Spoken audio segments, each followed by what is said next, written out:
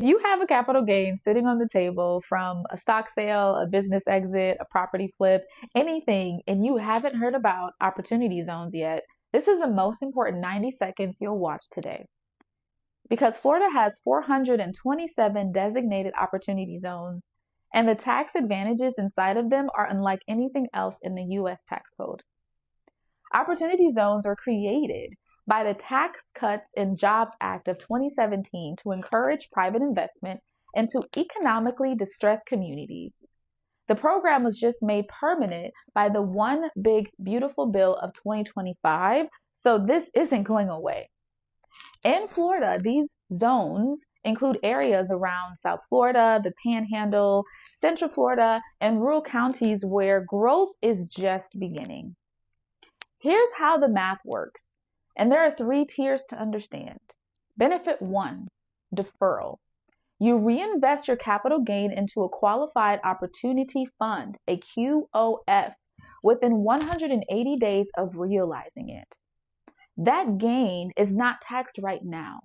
You defer the federal capital gains until December 31st of 2026, or when you sell your QOF investment, whichever comes first, meaning you keep that money working for you in the interim instead of writing a check to the IRS today. Benefit 2, reduction. If you hold your QOF investment for at least 5 years, you get a 10% step up in basis on your original deferred gain, meaning you pay taxes on 10% less. Hold it 7 years, and that increases to 15%. You reduce what you owe on the gain you brought in. Benefit 3, elimination. This one is big. If you hold your opportunity zone investment for at least 10 years, any appreciation on the QOF investment itself, any new gains are completely excluded from federal capital gains tax. 0. You pay nothing on the growth. Here's what's happening right now.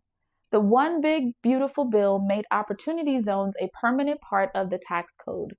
So starting January 1st of 2027, a new round of designations kicks in.